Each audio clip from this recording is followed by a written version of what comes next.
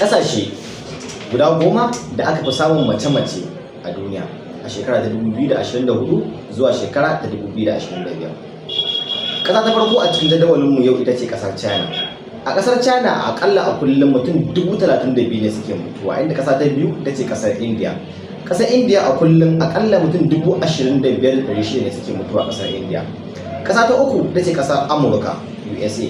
A ƙasar Amurka akalla a kullum mutum 8,450 suna mutuwa a ƙasar Amurka.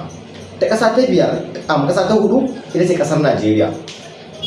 A ƙasar Najeriya akalla a kullum mutum 7,516 suke mutuwa a ƙasar mu ta Najeriya.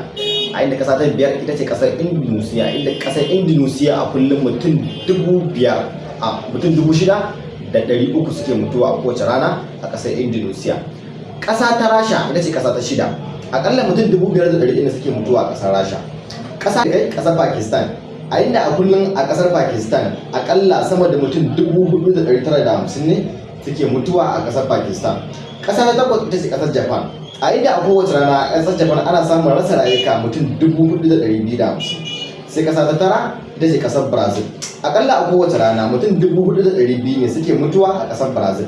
A inda ƙasa ta goma a cikin wannan jadawali namu ita ce ƙasar Germany, akalla a kullum mutum 2,850 ne suke mutuwa. A duk faɗin duniya a kullum ana samun asarar rayuka sama da mutum 172,820 a kowace rana.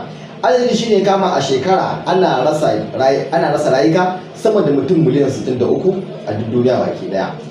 A duk awa daya a duniya akalla mutum 720 suke mutuwa, inda kuma a duk minti daya a duniya akalla mutum 120 suke mutuwa. Adadin shi ne kama kenan a duk sakon biyu na agogo a duniya ana rasa rayuka guda biyu. Allah ya samu dace, in mutuwa ta mu tazo Allah ya samu